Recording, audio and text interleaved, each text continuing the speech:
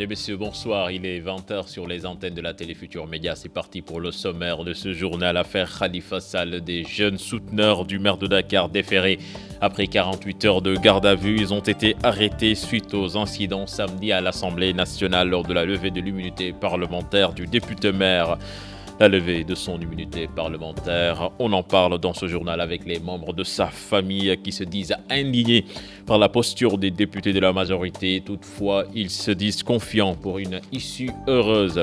Mouvement d'humeur des travailleurs des bus Tata et Aftu. Ils vont déposer un préavis de grève au lendemain du Gamou. C'est pour dénoncer les mauvaises conditions de travail et les licenciements abusifs.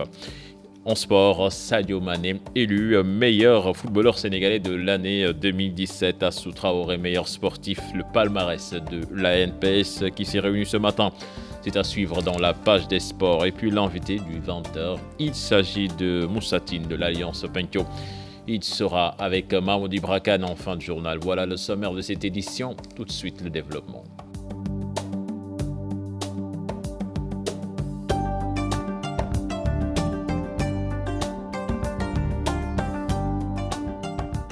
Bienvenue à toutes et à tous. Suite aux incidents de samedi dernier relatifs au vote à l'Assemblée nationale de la levée de l'immunité parlementaire du député maire de Dakar, des jeunes pro-Khalifa Sall ont été arrêtés et acheminés au commissariat central. Après 48 heures de détention, ils ont été déférés et se trouvent présentement dans la cave du tribunal de Dakar en attendant d'être présentés au juge. Affaire Khalifa Sall, toujours. Maître Amadou Ali Kane juge maladroit les propos du ministre de la Justice à l'Assemblée nationale, estimant que la levée de l'immunité parlementaire de Khalifa Sall allait permettre un procès juste et équitable. D'après le défenseur des droits de l'homme, il est trop tôt dans cette affaire de parler de procès. Je propose de l'écouter. Il est interrogé par Mame Birame Diouf.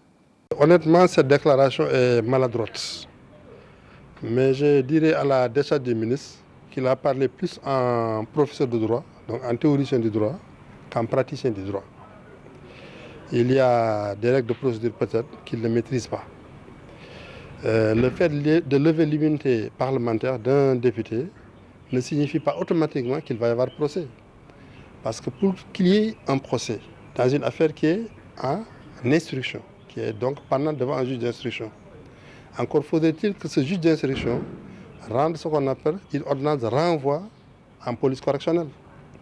Il faut que le juge arrive à la conclusion que les faits sur lesquels il instruisait, donc il enquêtait, sont des faits avérés et que la personne ou les personnes inculpées sont potentiellement les auteurs de ces faits-là. Et il demande au tribunal de statuer sur leur cas. Je pense que peut-être les parlementaires pourraient peut-être tenter une action devant le Conseil constitutionnel en invoquant la violation des règles de la procédure parlementaire et en invoquant même la violation de l'article 3 de la Constitution qui dit que la souveraineté nationale appartient au peuple sénégalais qui l'exerce par l'intermédiaire de ses représentants. Et aujourd'hui, il y a une atteinte à cette disposition de la Constitution, comme il y a une atteinte aussi à l'article 100 du règlement intérieur. On tourne chez la famille de Khalifa Sall après la levée de son immunité parlementaire. Ses proches se disent indignés par la démarche des députés de la majorité. Toutefois, ils gardent confiance pour une issue heureuse. Reportage signé sur place Cheikh Hassana Fall et Pape Sangone Mbaye. C'est avec des visages tristes que la famille du maire de Dakar, Khalifa Sall, nous accueille chez elle à Grand Yoff. Ici, la levée de l'immunité parlementaire de leur frère est anecdotique pour eux. Je ne suis pas surprise que les députés de la majorité aient levé l'immunité parlementaire de Khalifa Sall. Ils ont commencé par dire qu'ils n'en avaient pas et après, ils le lui retirent. Député là,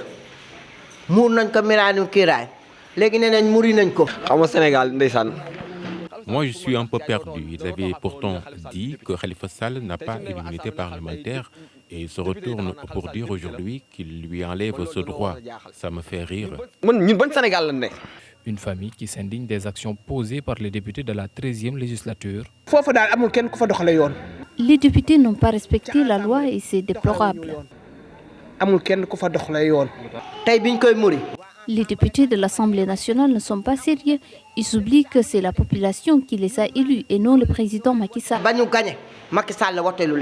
Des proches qui pointent du doigt les responsables de la condamnation de Khalifa.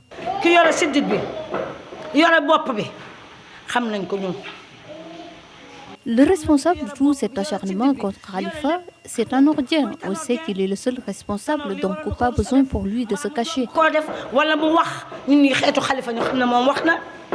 Plus de 8 mois après son arrestation, le député maire de Dakar, Khalifa Sall, ne bénéficie plus de l'immunité parlementaire. Un fait que déplore sa famille qui s'offusque de la gestion du cas Khalifa Ababakar Sall. Autre aspect de l'actualité, des travailleurs des bus Tata et Aftu annoncent un préavis de grève au lendemain du Maouloud. En assemblée générale ce matin, ils ont arboré des brassards rouges pour dénoncer leurs mauvaises conditions de travail et les licenciements abusifs. Compte rendu de leur assemblée générale signé Salif Sow et Asmalik Diop. Les travailleurs des minibus Tata ont déversé leur colère devant les locaux de Mectrans, un lieu symbolique pour lancer un message fort. Le CAPTRANS, c'est le centre d'appui aux professionnalisations des métiers du transport. Mais au contraire, ils sont là pour menacer les travailleurs, pour les exploiter. Parce que depuis que 2 ans que ces structures existent, il n'y a aucun employé qui est au niveau de CAPTRANS qui n'a ni bulletin de salaire, ni congé. Les régulateurs travaillent 7 jours sur 7.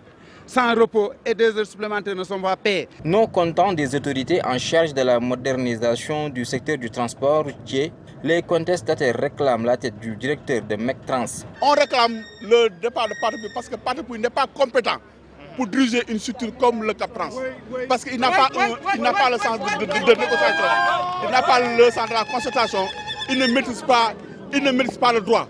Donc nous demandons à ce que l'État prenne ses responsabilités. Le statut est complice de cette structure qui n'existe que de nom, qui n'a pas de sens. Nous demandons le départ de son coordonnateur et de toute son équipe. Et nous demandons à l'État de prendre ses responsabilités et diriger cette structure en direction générale. Là, de souffrir dans leur chair, les contrôleurs, chauffeurs et receveurs des minibus Tata disent vivre le martyre 12 ans durant. Il y a plus de 10 000 emplois ici, mais c'est des emplois fictifs, qui n'ont pas de contrat, qui ne versent pas leur cotisation au niveau de l'IPRES, qui n'ont pas d'IPM.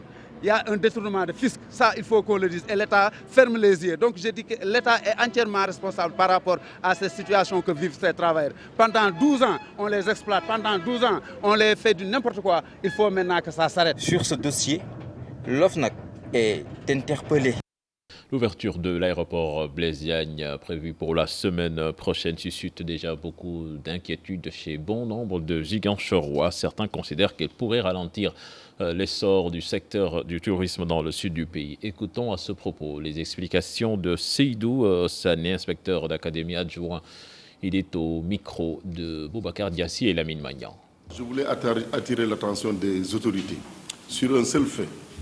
Le fait que l'aéroport de Ziguinchor est très dynamique, qui reçoit en moins 2 vols par jour.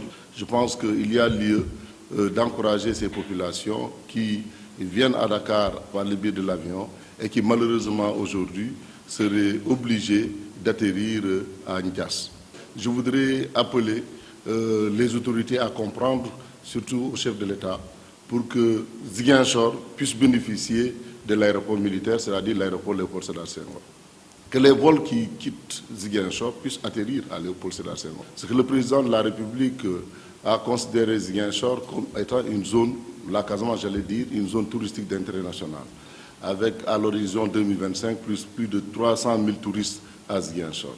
Alors, si on considère cela, c'est une belle initiative, c'est une bonne idée, mais il faut que cette idée-là soit accompagnée du fait qu'aujourd'hui, si les touristes doivent venir en Casamance, il faut qu'on leur facilite l'accès. Maouloud 2017, une innovation de taille cette année.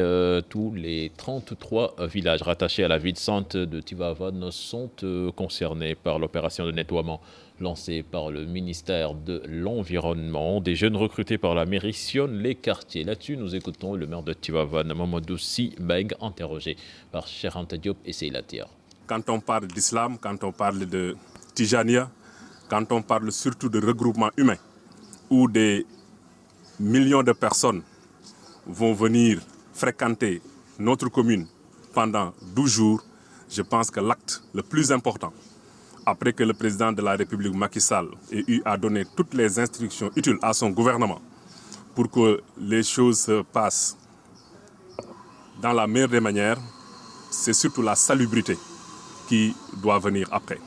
C'est vrai, nous y étions déjà avec les populations qui ont eu à constituer dans chaque quartier des groupes de balayage, mais il nous manquait quand même ce matériel pour faciliter le travail. Aujourd'hui, le ministre de l'Environnement est venu, je peux dire, compléter ce qui nous manquait dans ce cadre-là, et ça va nous permettre d'atteindre notre vitesse de croisière dans le nettoiement de la ville. C'est vrai, Tivaouane a la chance d'être éligible au programme national de gestion des déchets, mais le ministre n'a pas lésiné sur les moyens pour également apporter sa contribution. Et c'est une contribution qui est utile, on n'en aura jamais assez. Depuis 2008, il y a 33 villages qui ont été rattachés à Tivaouane et qui sont devenus des quartiers. Spécifiquement, les opérations Mawlud arrivaient difficilement là-bas, mais cette année, effectivement, le comité d'organisation du Mawlud avec la municipalité a souhaité que le périmètre communal, dans sa globalité, puisse être concerné par ce nettoiement. Crise au sein de l'hôpital Mame Abdoulaziz Sy Dabakh. La famille Sy de Tivaouane et la fondation Sonatel viennent en aide à la structure sanitaire avec du matériel médical estimé à plus de 350 millions de francs CFA et des kits césariennes en ouf de soulagement pour le personnel sanitaire. Les détails dans cette correspondance signée Charanta Diop et Seyla Tia.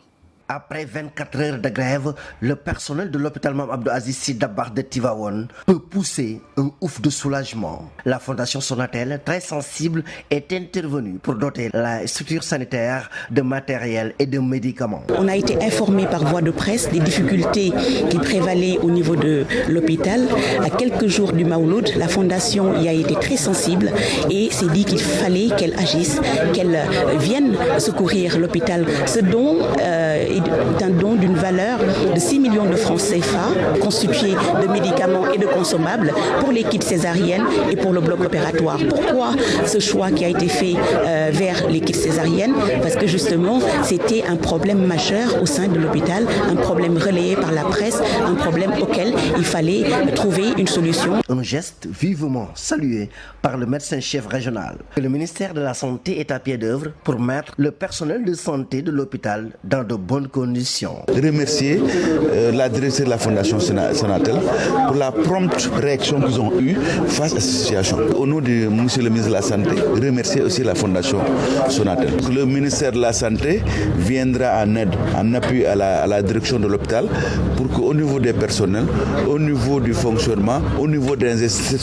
investissements, que le niveau de l'hôpital puisse être amélioré. Donc comme vous l'avez vu, nous avons trouvé qu'un générateur d'oxygène a été mis en place qui permet à l'hôpital d'avoir de l'oxygène. Le ministre de la Santé, Abdoulaye Diouf Sarr, venu s'enquérir de la situation, annonce que le plateau technique de l'hôpital Mame Abdoulaziz Sy Dabakh de Tivaouane sera relevé. Il veut faire de l'hôpital une structure sanitaire de niveau supérieur.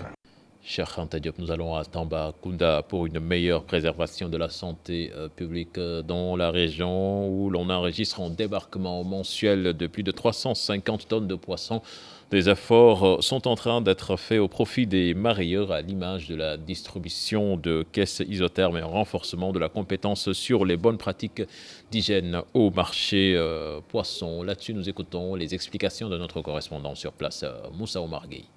350 tonnes de poissons en moyenne sont débarquées par mois à Tambacounda pour une valeur commerciale estimée à environ 188 millions CFA.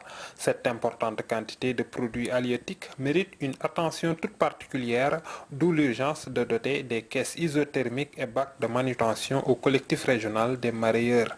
Alors s'en suivra un renforcement de capacité des acteurs sur les bonnes pratiques d'hygiène. La contamination du poisson. Comment le poisson peut être contaminé? On les a aussi formés sur les bonnes pratiques d'hygiène. On les a aussi formés sur le nettoyage et la désinfection. On les a encore formés sur le glaçage. Comment glacer un produit, mais aussi comment évaluer la qualité d'un produit. Les 250 mareyeurs issus du collectif régional décident ainsi de rompre avec les mauvaises pratiques d'hygiène et de salubrité au niveau des marchés, mais sollicitent un dépannage des camions frigorifiques immobilisés à la gouvernance. Réclame aussi au ministère de nous aider à les dépanner et de les remettre aux mareyeurs de Tambacounda afin qu'ils puissent les utiliser. Ces interpellations, selon le gouverneur El Hadji Bouye Amar, ne sont pas tombées dans une oreille de sourd. Du grand marché aux poissons de Tambacounda, qui a été déjà lancé par le ministre de la Pêche et de l'Élevage maritime, dont d'abord le financement a déjà été acquis, et même le site qui est prévu pour le marché aux poissons a déjà été identifié et en procédure d'immatriculation pour le compte de l'État au niveau de Tambacounda. Ces efforts aussi vont s'ajouter aussi à celui qui est relatif aussi vraiment à l'entier aussi à la réparation des 3 camions frigorifiques. Thierno Mbeng, le président national des mareyeurs du Sénégal, sollicite un bon usage du matériel offert par GoAmer et exige le respect strict des normes d'hygiène pour le bien-être des consommateurs. Nous allons à Saint-Louis. L'université Gaston Berger et la coopération espagnole ont inauguré les nouveaux locaux de l'IFAN qui ont été réhabilités pour sauver des œuvres de plus de 500 ans. Là-dessus, nous écoutons les explications du recteur de l'université. Il s'appelle Baïdala Khan. Il est interrogé par Habib Sek et Ousseynou Diop.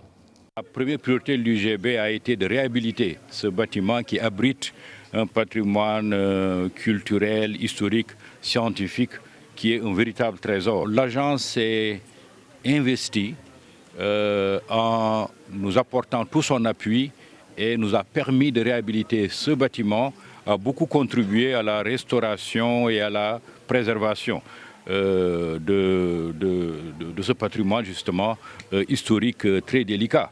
Nous avons des éléments, comme vous le savez, qui datent du XVIe siècle et même peut-être au-delà. Son Excellence, Monsieur l'ambassadeur, nous a fait l'honneur de venir ici pour inaugurer avec moi la pépinière d'entreprise qu'ils ont financée à hauteur de plus de 170 millions. Mais aujourd'hui, de manière très claire, il est demandé aux universités de s'investir dans l'aide à l'insertion, de s'investir dans les services à la communauté.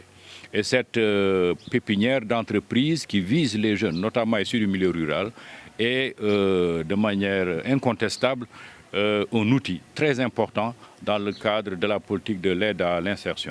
Et puis cet atelier sur l'environnement et la protection des ressources naturelles qui s'est ouvert ce matin, une rencontre pour rappeler les nouvelles dispositions constitutionnelles relatives à l'environnement avec un nouveau code qui sanctionne toute violation de l'environnement. Les détails dans cet élément signé Aminata Baresso et Diafaraba.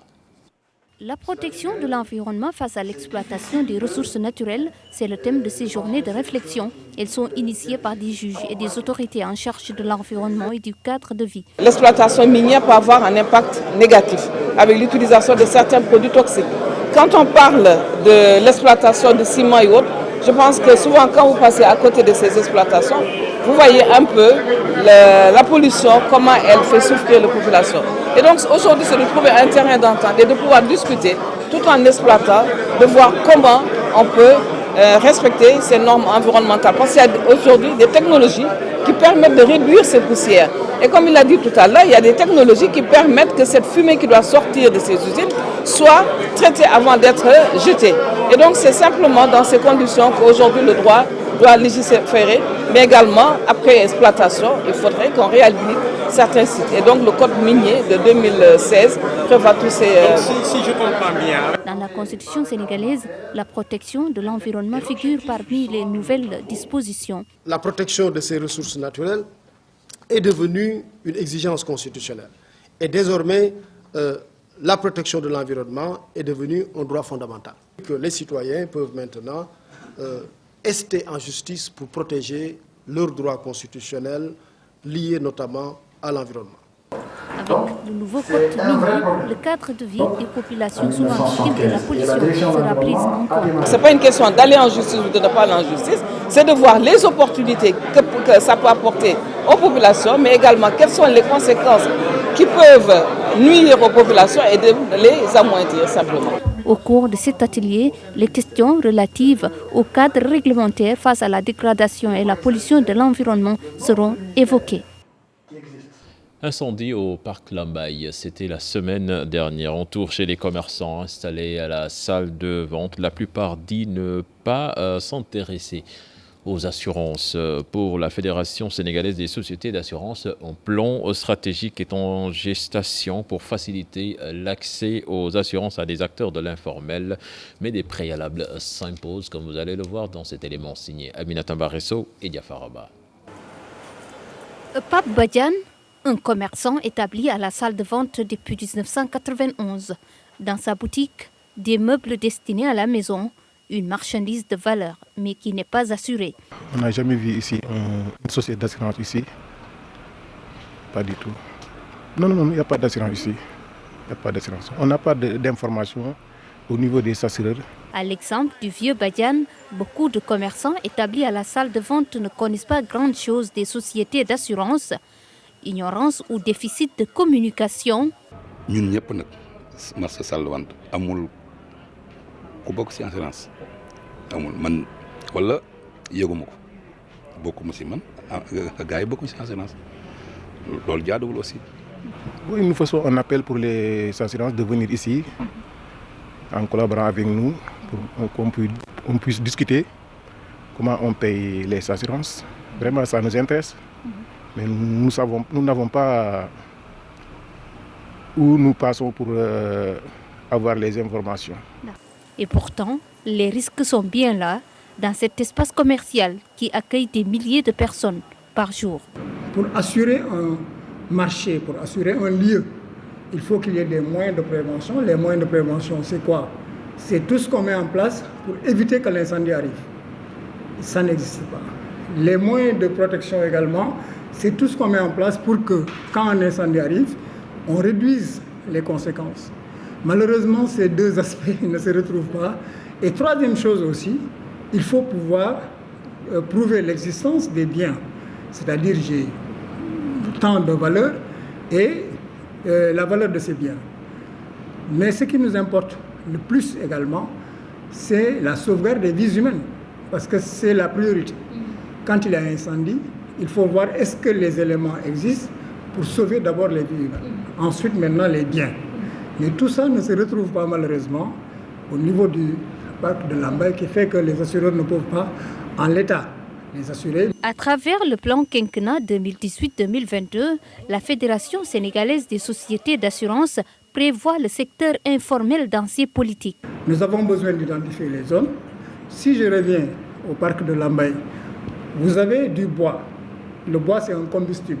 C'est l'élément qu'il faut pour déclencher un incendie. Sans combustible, il n'y a pas d'incendie. Or, l'ensemble du parc, pratiquement le travail, les opérateurs, ils opèrent sur le bois. Que ce soit des billes, que ce soit les copeaux qui jonchent le sol. Et en cas d'incendie, c'est extrêmement difficile. Si on ne l'a pas prévu au départ, prévoir également qu'il y ait l'infrastructure puisse permettre que les sapeurs-pompiers interviennent. Tous les éléments de secours puissent intervenir pour arrêter, en tout cas diminuer l'intensité de l'incendie. Mais aller même plus loin, il faut un plan de sauvegarde des vies humaines. Parce que quand il y a incendie, il faut prévoir l'évacuation des personnes qui sont sur le site. C'est le plus important. Et tout ça, malheureusement, comme ça n'existe pas, on attend de la part de l'État des instructions à ce niveau-là, des directives, et que tout le monde doit respecter. Des millions partis en fumée suite à l'incendie survenu au parc Lambaye. Un malheur pour les victimes qui, pour la plupart, n'étaient pas souscrites à des sociétés d'assurance.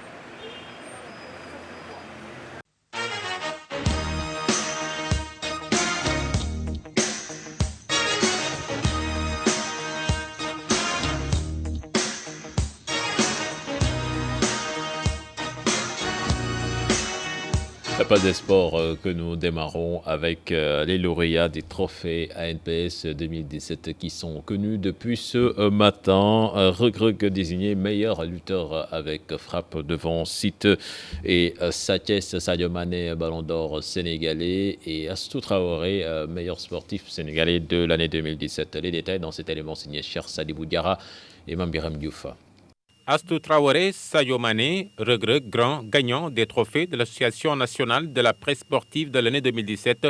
Basketteur de son état, Astou Traoré remporte le titre. Sadio Mané est lui lauréat du Ballon d'or sénégalais, auteur de 13 buts lors de sa première saison avec Liverpool.